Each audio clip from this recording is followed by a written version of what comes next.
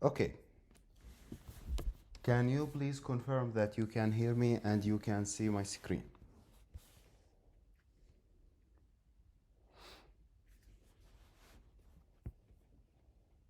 Can you hear me and see my screen, please? Okay, good. So, now we are going to speak about this topic. This topic is pure anatomy. It's kind of annoying, but you must know it. Before speaking about anything here, I just want you. What? What is no? You cannot. Okay. There is one thing I want you to know. Something called the thoracic duct. So, a thoracic duct is a lymphatic duct that runs inside of your chest. Thoracic, it's inside of your chest. So first of all, I just want you to get comfortable of its location, okay? So we have all over your body, you have so many lymph nodes. These lymph nodes all connect with each other and eventually go and enter your cisterna chyli. And after they enter your cisterna chyli, they go to your thoracic duct. And after they go to your thoracic duct, they keep going up until they enter your left subclavian. You must be comfortable with this. They keep asking you about the thoracic duct, and I will tell you in a moment what form of a question they ask about. So, this is the anatomical structure. One more time. So, this is your thoracic duct, and as you can see, it's entering your subclavian at the junction between the left subclavian and the left internal jugular vein. So yeah, this is your thoracic duct. Let's keep going with the thoracic duct. Well, why it's important? It basically drains all of the organs inside of your body. Well, actually not all of the organs. We'll speak about some portion that it's not drained by it. So notice please here, you can see that it goes together with the with the abdominal aorta all the way until it enters the chest and becomes the thoracic duct, and then keeps going until it enters your thoracic duct. You are like, you annoyed us, man. Come on. Is enough speaking about this thoracic duct. Is it only one duct draining all of our body? Well, to be fair, no. It drains only this portion of your body. So if you take a look at the body, see this portion of the body? All of this is drained by the thoracic duct, while this little portion is drained by the lymphatic duct. So we have these two portions of the body. All of this, thoracic duct. This little portion, lymphatic duct. You're like, okay, so what is this lymphatic duct? Well, basically it drains everything but to your right subclavian, to the right subclavian. You must know this. Okay, so you are like, okay, so I still don't get the idea. What is lymph? What is lymph? Like, yeah, you told us it's like a byproduct of the cell, stuff like that. But I still don't know why it's super important. What other function it plays? So it takes the waste product. We agree on that point. Yes? So you can see here your thoracic duct as well. Yeah? Okay.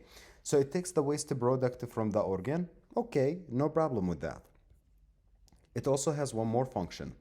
Well, when you have absorption of fat, absorption of lipid in your body, do you straightly take the lipids from the basically the intestine to your blood? The answer is no, never. So how do you take it then? Well, it's an indirect structure. Basically, the fatty acids come. And actually, let me tell you a little bit about this story, because if you know this, you will get comfortable in the future with so many other topics. So let's just invest 3 minutes on this. So in the future, that will help us big time. So let's say that this is your epithelial cells of your intestine. Okay, you ate a piece of fat. Okay, here is a piece of fat. The first thing, it's a big piece of fat. There is no way you are getting this here, so you must cut it. Yes, you must make it into smaller portions. So you need to make it in a smaller portion. What can help you make it into smaller portion like this? Does anybody have an idea what can make it a smaller portion like this? Exactly, it's bile, bile.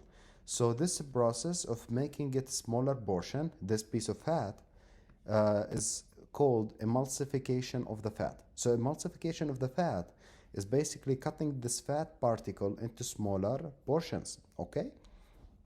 So, okay, you're like, well, nice. So, bile cut our fat into smaller particle. So, what else? Well, let's say that this is our fat particle, and now we have like emulsification of the fat is occurring. So we are cutting it pieces and pieces and pieces. So obviously it becomes like a smaller particle. So these smaller particles are not the end. The next enzyme comes and start working. There is an enzyme called lipase, pancreatic lipase, which is made inside of your pancreas, okay?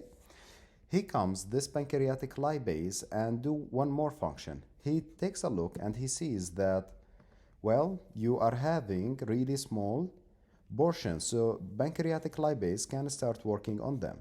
Well, what are these? This is a piece of fat. What is a piece of fat made out of? It's a triglyceride. So a triglyceride, what is it made out of? It's made out of glycerol, which is this upper particle right here, and the 3 fatty acid. Yes, 3 fatty acid. So he wanna get this thing to the inside of your body. How it does that, we'll speak about in a moment. So let's take a look. So here you get the triglyceride inside, and after getting them inside, there is a particle called chylomicrons. This chylomicrons moves this particle containing triglyceride inside of it and take it inside something called the lacteal. So the lacteal is located inside of the villus of your intestine, which is basically just a finger-like a projection inside of your intestine. So that's lacteal, basically take it to the lymphatics. What I'm trying to tell you that the fats, when it gets absorbed in your body, it does not go to your blood vessel. Instead, it goes to your lymphatics, okay? And after it enters the lymphatics, it will go to the thoracic duct. And if it enters this the thoracic duct, it will go to your left subclavian. Why I told you about this whole process? Well, inside of the thoracic duct, will you have a fat-full material or a fatless material? Tell me, please.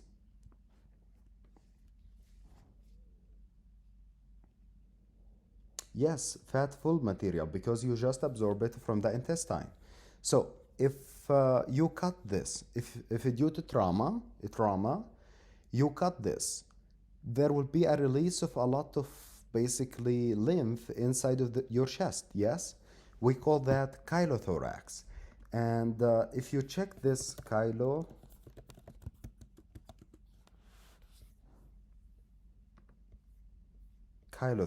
just a second.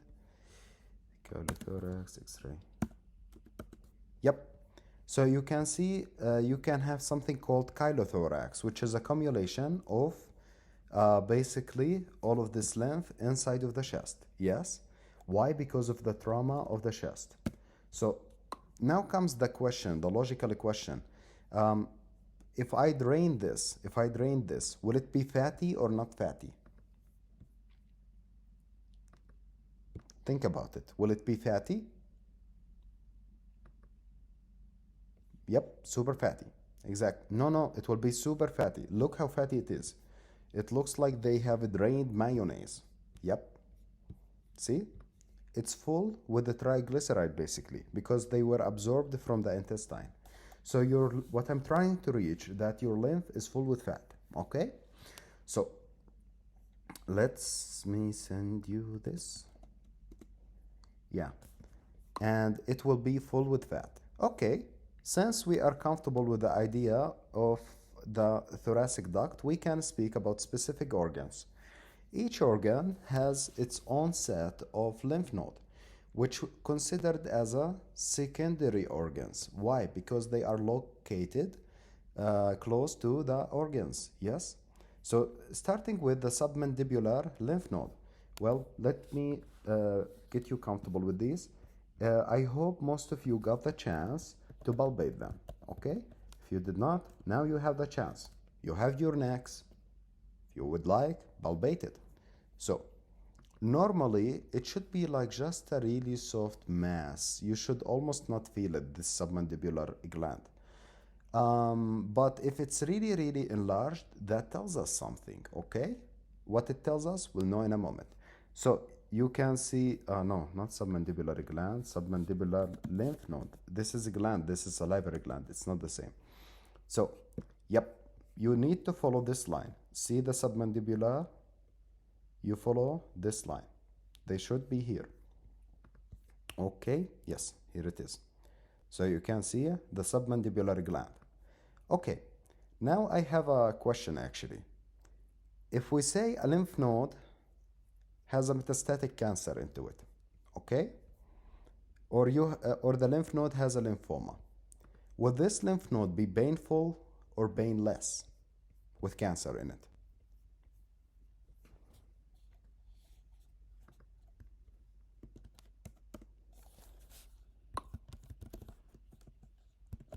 Exactly. You must know if you have a painless lymphoadenopathy, which is basically an enlarged lymph node that is not painful, it's cancer until proven otherwise.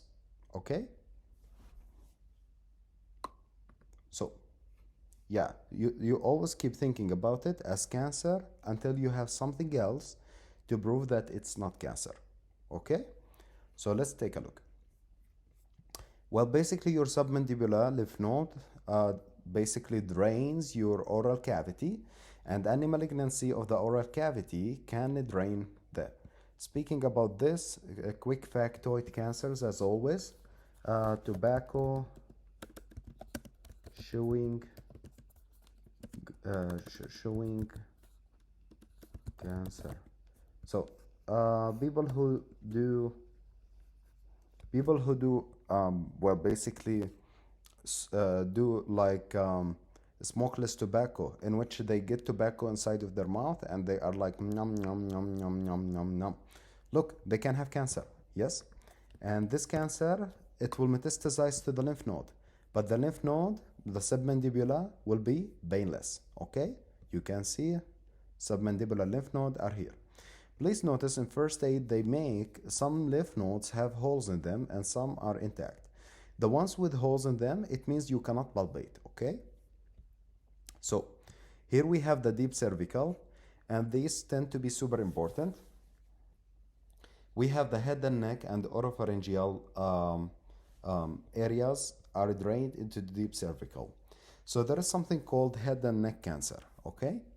Head and neck cancer. So, and these can drain into the deep cervical. So in case of upper respiratory tract infection, the deep cervical will be painful.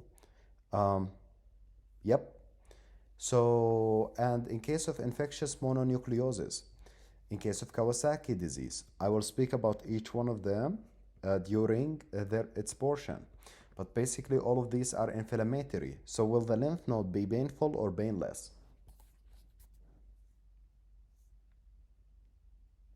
In case of an inflammatory condition, it will be painful. Yes.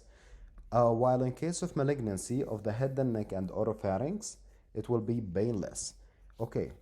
Speaking about the devil, there is something called oropharyngeal cancer and nasopharyngeal cancer. They are a little bit different from each other. So, oropharyngeal cancer. I just want to show you one factoid they ask about.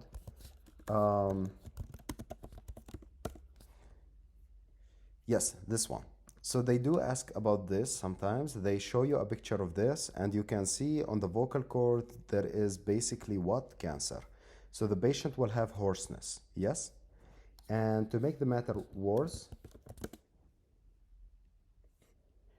They can have a stimulation of the vagus nerve, which also can lead to hoarseness. So let me send you this.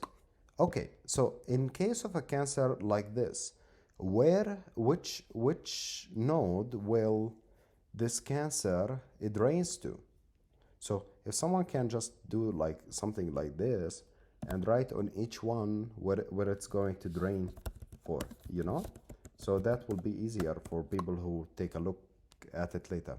So like a cancer in the oropharynx will drain to the deep cervical, okay? So if we take a look here, so this it drains to the deep cervical. Okay, so you must know that vocal cord cancer it drains to the deep cervical. Super high yield. I just saw a question about it yesterday. So supraclavicular nodes, which are located in your supraclavicular region. Well, you have your clavicles, okay? Above your clavicles, you have this area. This area is called the supraclavicular area. Supraclavicular. Okay, I just want you to be comfortable with one thing. If you see something like this, you should be like, what the hell is that? Yep. Do you think this is painful or painless, guys? This big thing. It's secondary to gastric cancer, so painless, exactly. So again, it's supraclavicular lymph node, also we call it Virchow node. It is due to drainage of the abdomen and the pelvis on the left side, exactly. Malignancy of the abdomen and the pelvis. Well, I have this question that comes to me a lot. It's like, why the left side? Why not the right side? Well, because in the right side, there is two reasons. First of all, the lymphatic drainage is different. That's one. And two, and most importantly, your freaking liver is not allowing any drainage upward. And your basically thoracic duct, if you remember, guys, we said that it drains something like this. Yeah, it goes out from here and then comes like this. But for this area of your body, it's different. It goes like this. So it does not involve the abdomen. Okay?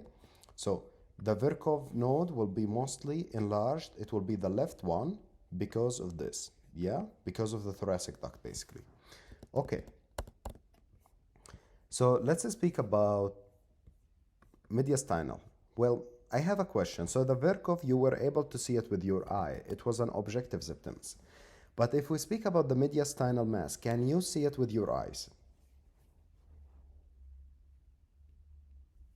Can you see mediastinal mass with your eyes, or you need an X-ray or something like that? You cannot see it with your eyes. You cannot see it with your eyes except on an X-ray. Okay? So it drains the trachea and your esophagus as well. So you must know it will be enlarged. These lymph nodes, well, due to anything that will enlarge the lymph nodes here. If you have more T cells, it will enlarge the paracortex. You will see it enlarged. If you have a B cells, it will be enlarged. So what I'm trying to, do we know? I will tell you what is important, super important to know, and what is like you can close an eye on. For example, you must know that oropharyngeal goes to the deep cervical. This is no joke. This one you must know. The deep cervical, the mediastinal is not that important, but you need to have an idea about. But here's the thing, don't worry about it, because yes, this table is important, but for each system we do, we'll come back to it, you know? So for example, in reproductive, we will be reviewing all of this area. In GIT, we'll be reviewing all of this area. So it will keep repeating. So you don't have to master it now. That's the idea. Just know as much as you can each class. So mediastinal, trachea and esophagus. And the hilar lymphadenopathy, well, they are like, okay, so the mediastinal, I know that our mediastinum, what is a mediastinum?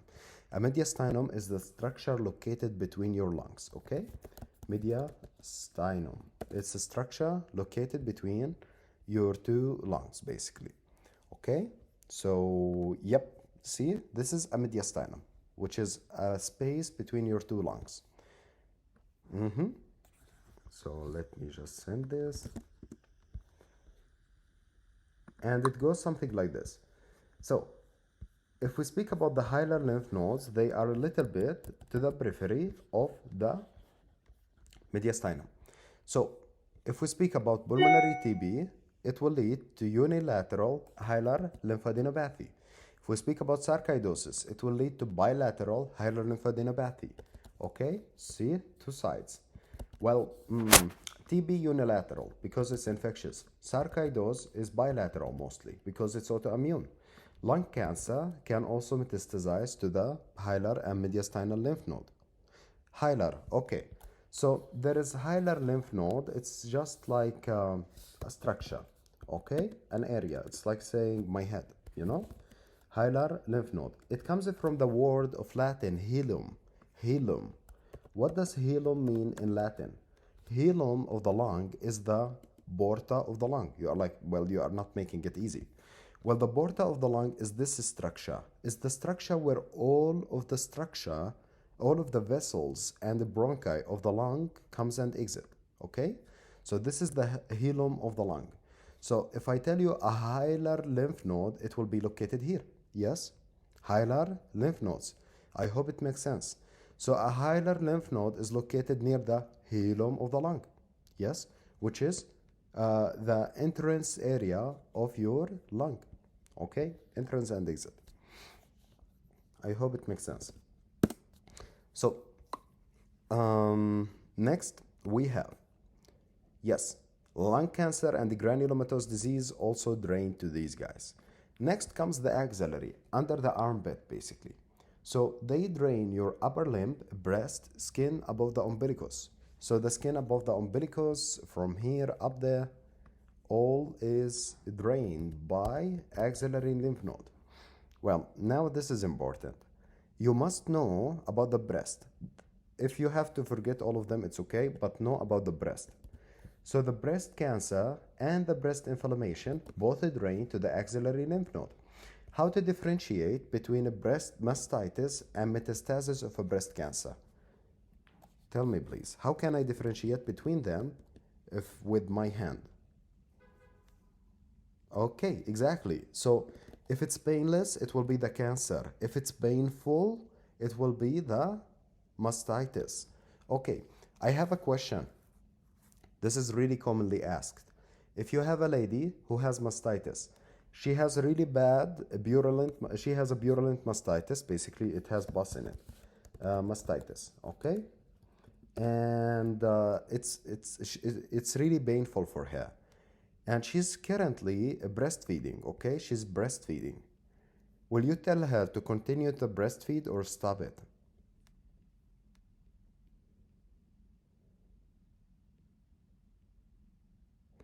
She must continue the breastfeeding. Why? Because basically the baby will be sucking the milk out, which decrease the stasis. That's one. So decrease the stasis. Basically, also he will remove the bacteria. He will be eating his mommy bacteria. He'll be like, poor baby, he will be eating the bacteria. Why the child does not get sick? Can you tell me please why the child does not get sick from all of that Staph aureus he's eating? Nah, not about the thymus. Well, when you drink milk, where it goes? Not about the immunoglobulins. It goes to GI. Yes, GIT. So when it goes to the GIT, first organ it hits, stomach. In the stomach, we have a little bit of acid. Yep, burn that guy. So it burns the bacteria. Thus, the child will have no problemo. The mother will have a drainage of her breast, so it's a win-win type of situation. Okay? So, also we have something called the epitrochlear lymph nodes. This is really famous.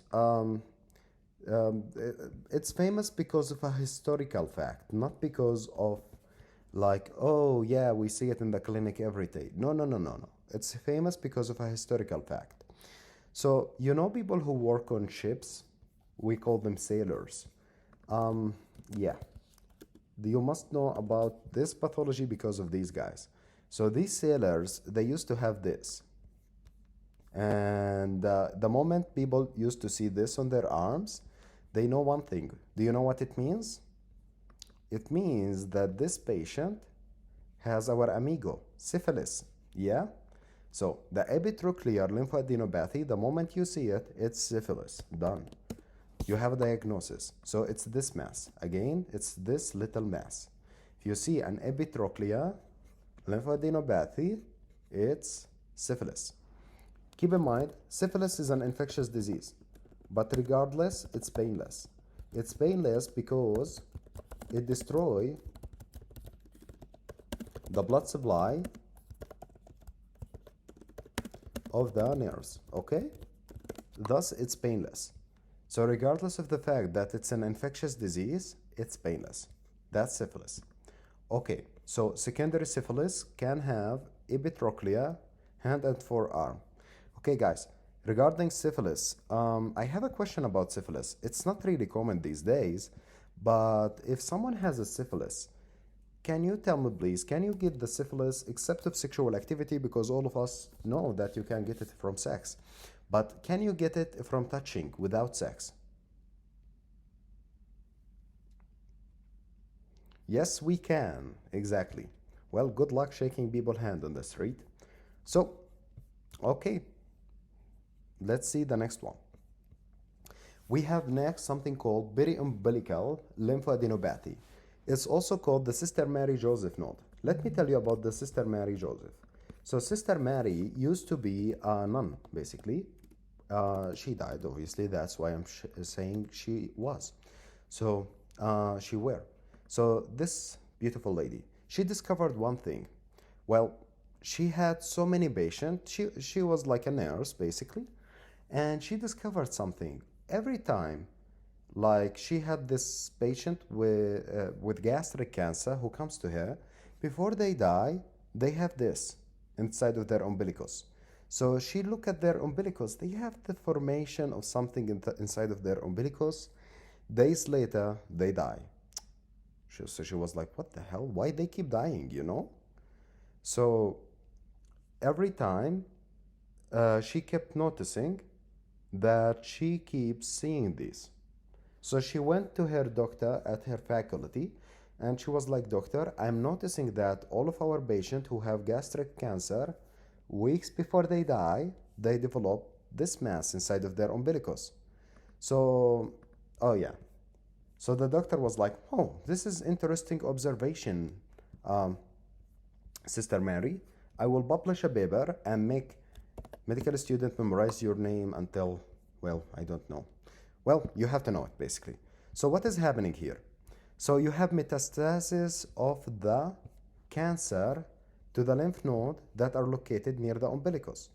They love to show you a CT scan of it. So I'm just showing you here a CT scan. Get comfortable with how it looks like. This is your umbilicus, and this mass is protruding from your umbilicus. This is characteristic of the Joseph Mary. By the way, guys, each of the pathologies I'm speaking about will review again in its system, but now I'm just giving you general stuff. So yeah, it's because of gastric cancer. Celiac lymphadenopathy, of course, you cannot see these, not celiac, not superior, not inferior mesenteric. But basically, the celiac is the exact same drainage as the exact same blood supply. So liver, stomach, spleen, pancreas, upper duodenum. So while superior mesenteric is the lower duodenum, jejunum, ileum, all the way until the splenic flexure, basically exactly like the blood supply, yes? And inferior mesenteric from the colon, splenic flexure to the upper rectum. So mesenteric lymphadenitis, inflammatory bowel disease, and celiac disease, all of these can drain to the GI structure. Now it gets interesting. So now I'm going to speak about the testicles. Well, the testicles are normally organs that came from where? They were in the pelvis or they were in the abdomen? The testicles.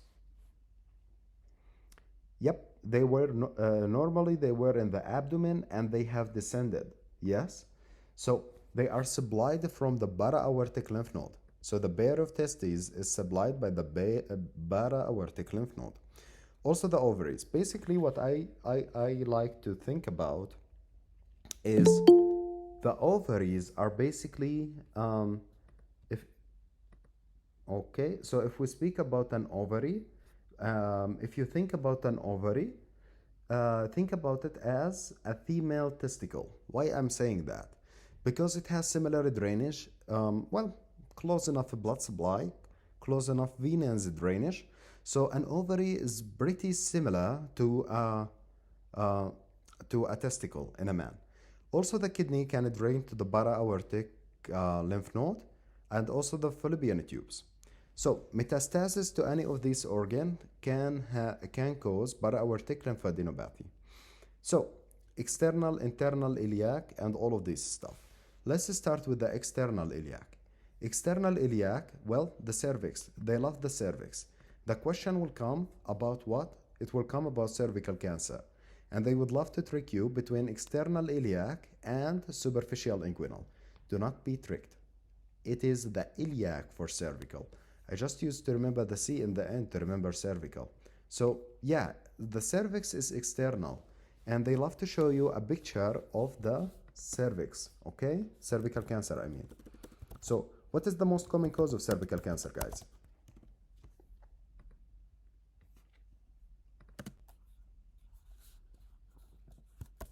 What is the most common cause of cervical cancer? HPV, exactly, human papillomavirus. The second most common cause, please.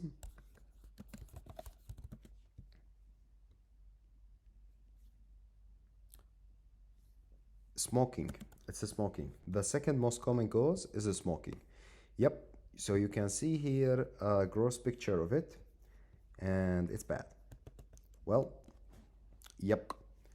So how can you prevent it? Pretty simple. Vaccination. Vaccinate against the HPV, and you are done with it. Okay. So external iliac, cervix, superior bladder, and body of the uterus. Yes, body of the uterus as well. Okay, you are like, you said body of the uterus. That means another portion of the uterus is drained from somewhere else. Exactly. So now we are going to speak about internal iliac. Before I speak about it, I want to speak about the rectum for a little bit. So let me draw a rectum. I want you to get comfortable that the rectum, regardless of the fact that it's a really small structure, it has so many stuff inside of it. So that's why there is a whole specialty as a proctology, because it just has a lot. So you have your superior portion of your rectum and inferior portion of your rectum. Okay? So this is the upper portion and this is the lower portion. Now they are writing internal iliac supplies your lower rectum until the anal canal, but above the pectinate line. So this area until here, which is this basically the pectinate line, is supplied by your internal iliac. Internal iliac drain it. So now comes the question, but wait a second, you did not tell us about this one. I did. It was the inferior mesenteric. Notice here. The upper rectum is drained by the inferior mesenteric node. Okay? So here was inferior mesenteric, superiormost portion. Next, the lower portion above the pectinate line. It was what? Internal iliac. What about lower to the pectinate line? Well, we are left with one more area we'll speak about in a moment. So this will be basically your superficial inguinal, but wait for it. So here they write internal iliac, lower rectum to anal canal, above the pectinate line, as you can see, the vagina, the middle third, the cervix again, and the prostate. But they like to mention with the cervix the external iliac, not the internal iliac. Why? Well, basically, if we speak about the external and internal iliac, which one you can palpate between your external and internal iliac? Which one you can palpate with your finger?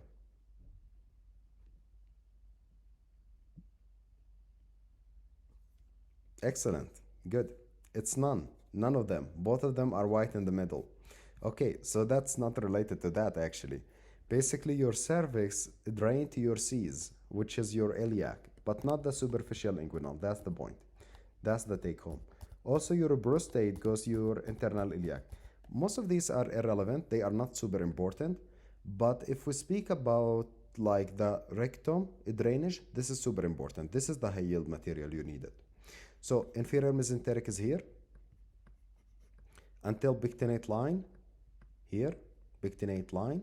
So in this portion, we had the, what supplied this portion, guys?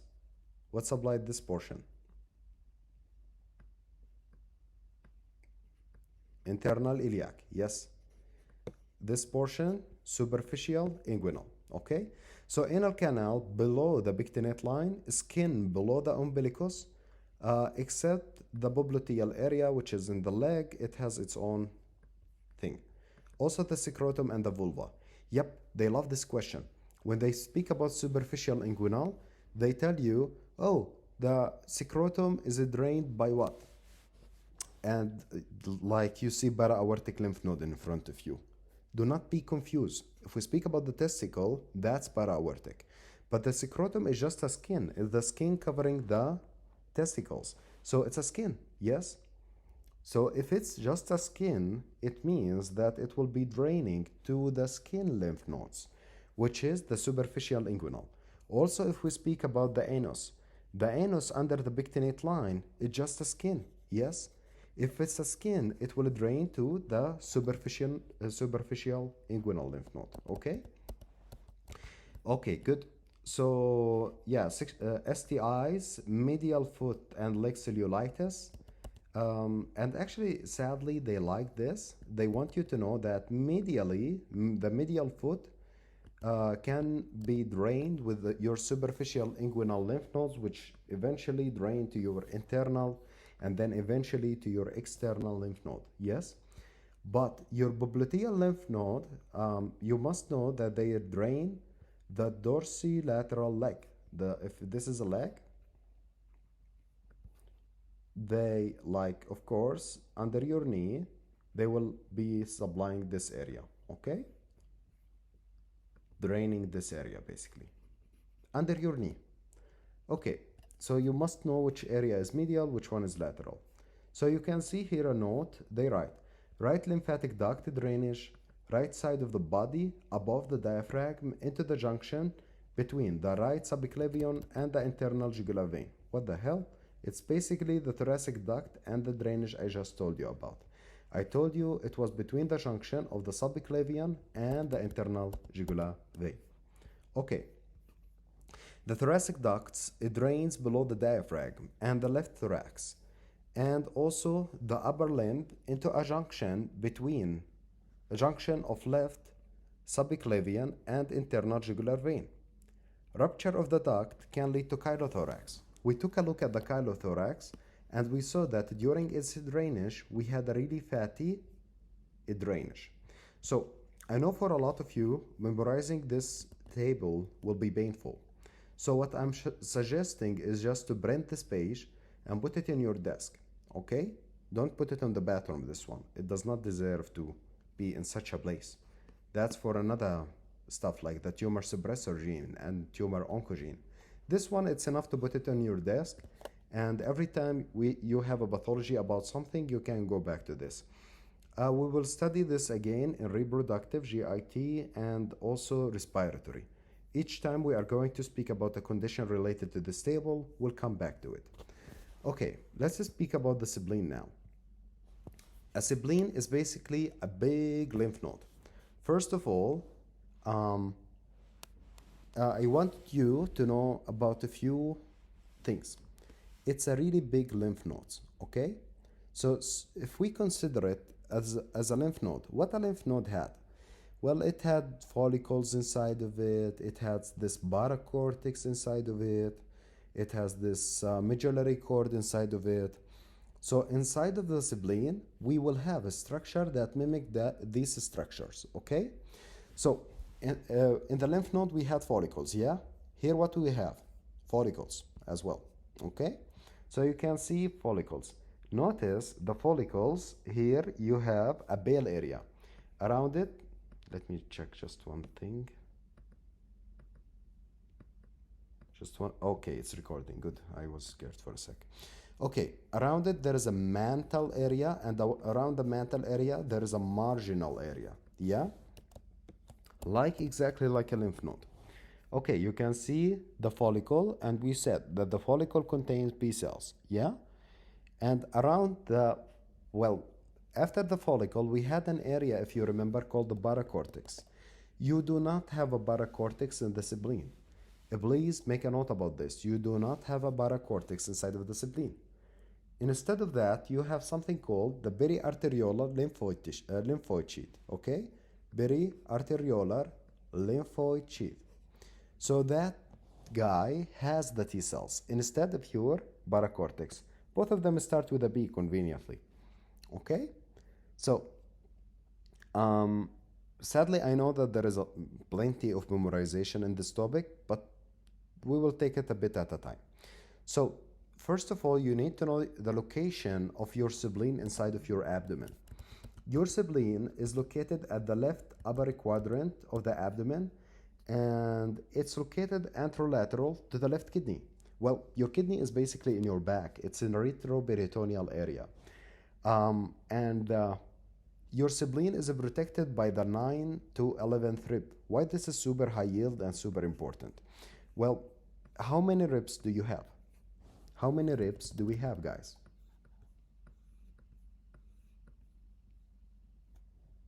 12.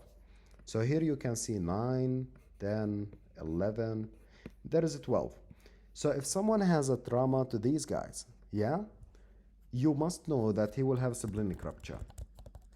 Is it easy to get your spleen ruptured? Super easy.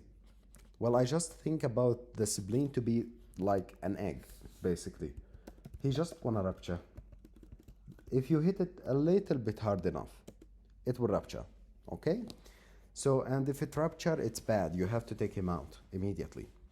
Not always, actually. There is one case you don't take him out in. We'll speak about it when we reach it. But in general, the spleen, when you have blood in it, you can see it has a blood in it, a hyperdense area, you have to take him out. Okay, let's take a look at this. Yep, car accident, blunt trauma, anything. So other conditions that can lead to splenic dysfunction include post-splenectomy. We remove the spleen. Why would we do that? For fun? No. You do it for exact pathology that we'll speak about later, like ITB, for example, immune thrombocytopenic purpura. This is for hematology. We'll discuss it later. Also, in case of sickle cell disease, let me explain exactly what happens in sickle cell disease. So, in sickle cell disease, you have a banana-like structure, well, basically a sickle cell, that start moving inside of your vessels. It's a pretty longer than a normal cell. So it can go inside of the spleen and they just accumulate inside of your spleen, okay? Little bit here, here, here, here. They sickle, sickle, sickle, sickle, let's sickle. They occlude the thing, okay? So they basically lead to millions of microinfarction inside of your spleen. So if you have basically all of these sickle cells occluding your spleen will become dysfunctional. Yeah?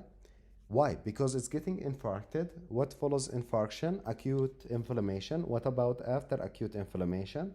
Well, after the acute inflammation, you would like to do the process of repair, which will create a lot of fibrotic tissue. Yes? And fibrotic tissue is functional or dysfunctional?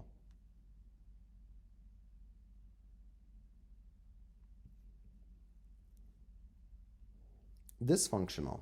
So, in case of sickle cell disease, so we have sickle cell disease lead to what? It lead to occlusion of the small small vessels, yeah, and that can lead to ischemia. That lead to death, inflammation, repair with fibrosis, dysfunctional spleen. And this dysfunctional spleen, let me tell you this, why our spleen is important. Our spleen is super important to clear um,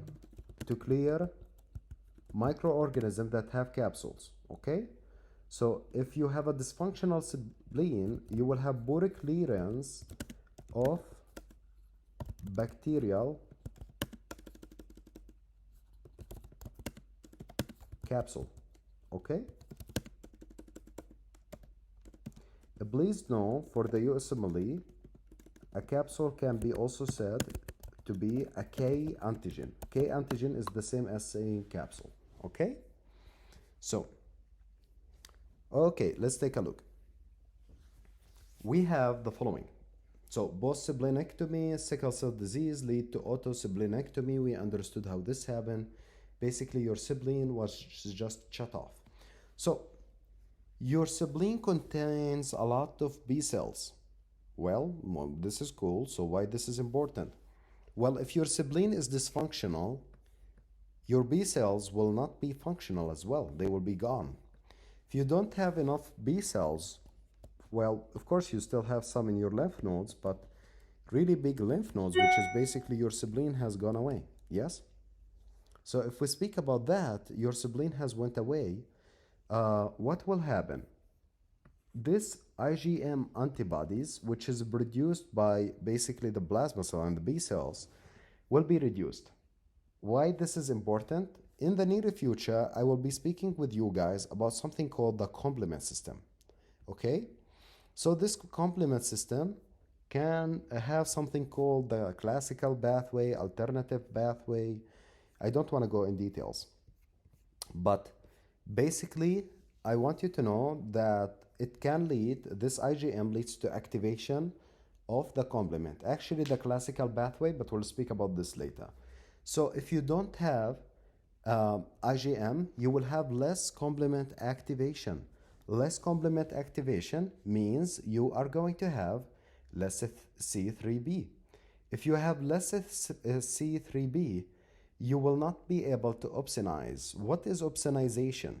Well, opsonization, it's a process that basically your complement tell your macrophages, look, it's a bacteria, go and eat it. Yeah? So how does this process happen? Basically, if we come here, we can imagine that this is a macrophage. He was just chilling here, yeah? And next thing he see is what? He's stupid, he sees nothing. But we have a complement, C3b. He sees a bacteria, and he's like, oh, bacteria, let me connect to this, yeah? So he connect to this, he link into it. So a macrophage knows nothing. So the C3b will be like, man, just come and eat me and kill this cell with me. He's like, okay. So he comes and eat both of them, yes? So the C3b works as an opsonizer, okay? So an opsonizer is a molecule that attracts the macrophages and the neutrophils. So basically the C3b will follow encapsulated organisms, and basically if you don't have IgM, you will not have complement activation, you will not have C3b, you will not have opsonization, you will not have killing of the encapsulated organisms, which means that you have higher risk of getting infection from these microorganisms. Okay, let's say someone had a splenectomy. He removed his spleen. What is he going to happen? Well, basically, guys, does our RBC contain a nucleus? Yes or no? Well, it does not. A mature RBC does not. What about a young RBC? An immature RBC that was just made? Yes.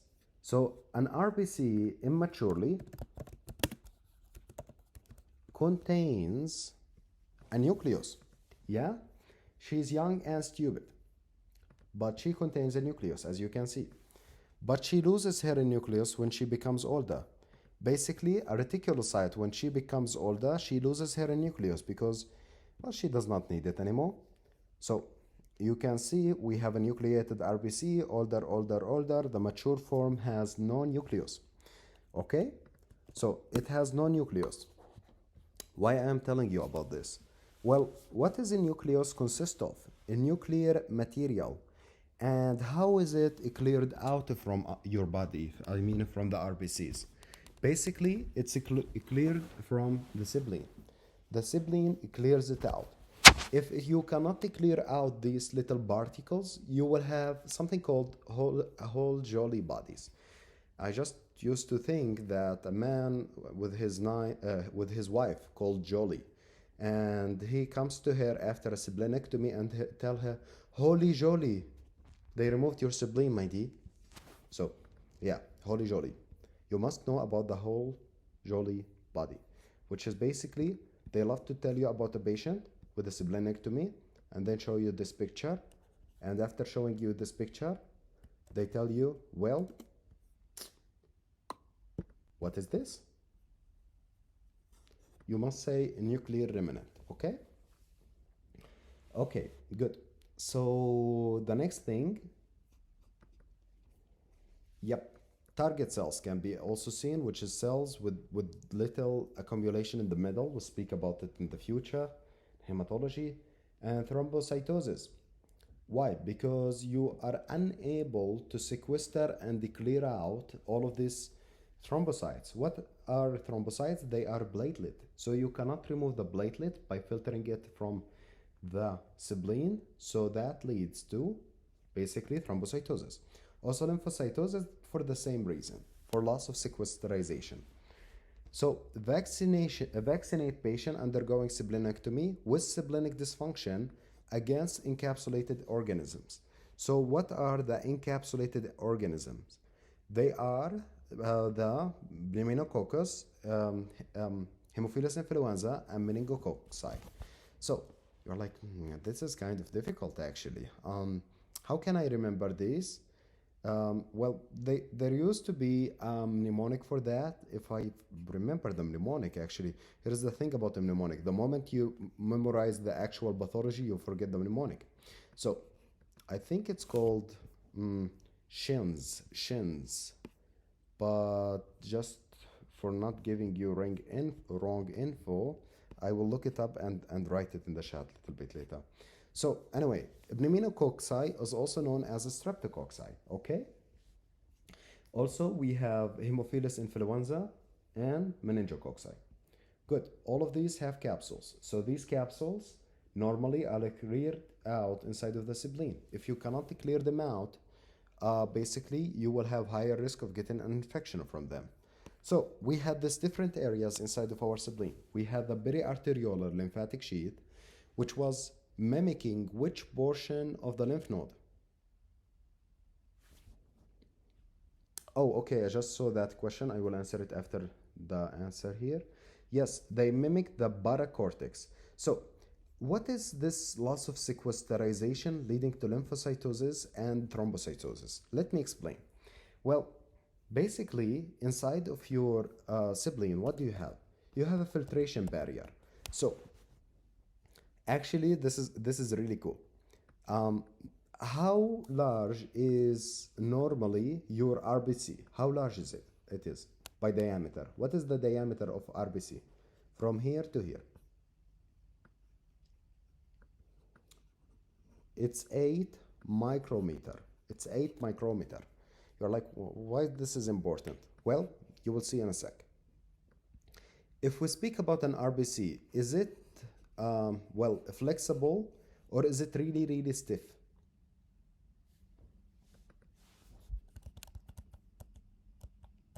Actually, it's really really flexible.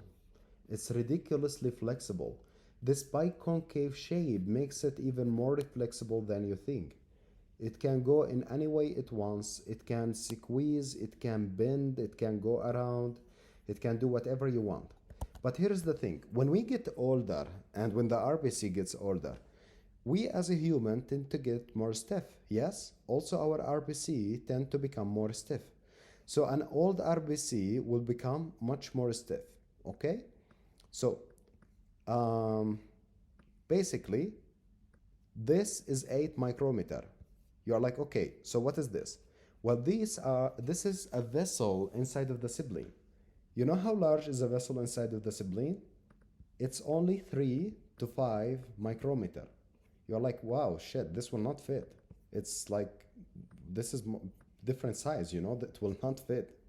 Yeah, but it's basically, it's true. It's much bigger, but it's flexible, so it will be able to fit. It will squeeze itself and somehow and be able to fit. If it was young, yes? Okay, so every time during her life cycle, how old is an RBC can get? What is the normal age of RBC before it dies? 120 days, yes. So she keeps filtrating through this system all over her life. She's like, well, hello, sibling. How's it going? All good. Nice. How's it going? All good. Oh, I see, RBCs. You are starting to get old. You are already 90 years old. Well, yeah, I'm starting to get this osteoporosis. My legs hurt. Okay, well, it's 110 days. You are almost dead. I'm waiting for you next week. What do you mean? Well, nothing. You will know. So, at 120 days, the RBC is really stiff. So when it tries to go through the spleen, what happens? Look. What happened? It burst. Okay? It just burst. So it burst. When it burst, it got destroyed. Okay? When if it got destroyed, it will be eaten by the macrophages inside of your spleen, no problem. The same with the thrombocyte. Basically, this filtration barrier will be like, oh, hey, thrombocyte, you have been living for a whole of 5 days. You are old. A thrombocyte live inside of your body for a max of 7 to 3 weeks maximum. It cannot live more than that. And then they are like, you look like you are starting to lose your function. Let me eat you. Nom, nom, nom, nom, nom, nom. So they sequester it and eats it, okay? So, well, they are like, okay, so what else do we have? And they are like, well, we also have a lymphocyte. And they are like, okay, let's see about this lymphocyte. Well, they are like, okay, let's try to eat that as well. So they take this lymphocyte and she wanna go in. The moment it goes in, it's like, oh, you're looking old, lymphocyte. Let me sequester you. It takes it and eat it. Basically, your spleen is the graveyard of your body. If you want to kill a cell, where do you send it? The spleen. Yep. Okay. Or the barometric center, wherever you want. So, so speaking about the periarteriolar lymph sheath, it contains T cells, which is located at the white bulb. So there is regions inside of your spleen called white bulb and red bulb. Let's take a look at them actually.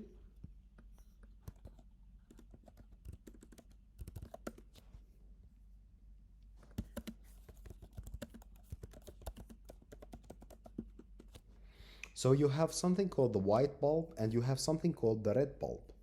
And it goes something like this. Just a second, I'm trying to find a good one. To make it simple for you, you only have to find the white bulb. You don't have to find the red bulb. Why? Because everything else that it's not a white bulb, it's a red bulb, okay? So if you take a look at this, you can see white bulbs. So what about everything else? It's a red bulb, okay? So, but they like to show a gross picture. I cannot find the exact one, have to say. No, I cannot find an exact. Okay, this is fair enough. So you can see the white bulb. Anything that is not a white bulb is considered to be what? A red bulb. Okay? So now we'll speak what is a white bulb, what is a red bulb.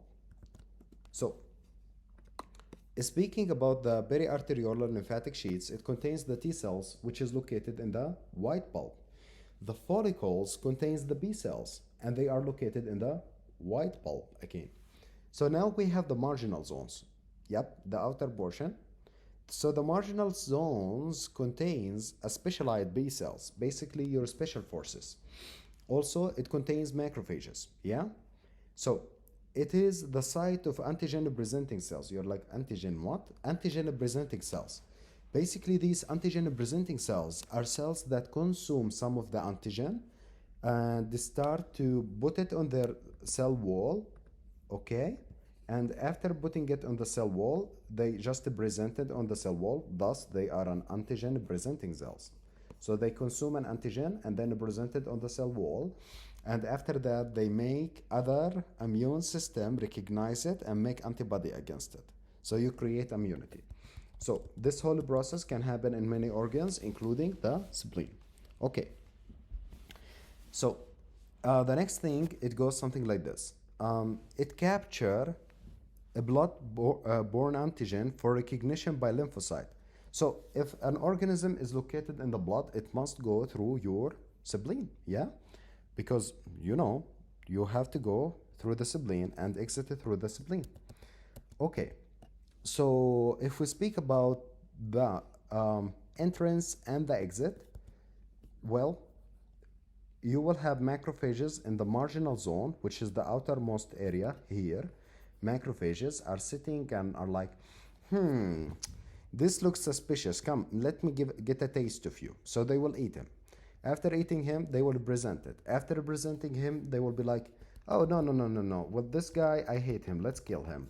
Anytime you see him going by all of our body, kill him. Okay? So now, speaking about our red bulb, I want you to know that your white bulb contain your white blood cells. Like, for example, T cells, B cell, macrophages doesn't matter. But your red bulb contain it's red, RBCs, okay? So, to make it simple, red bulb, it's red, RBCs, yeah? White bulb, well, basically any lymphocyte, any white blood cell. T cell, B cell, okay? Macrophage, it doesn't matter. So, okay, so here they write, the area of the marginal zone, which is the portion I just showed you there, it's located between the white bulb and the red bulb. Okay, that's spleen. Spleen is important. Okay, well, yeah, the most important thing to know about is if you lose it, what you should do. You should vaccinate. Against what? Encapsulated organisms.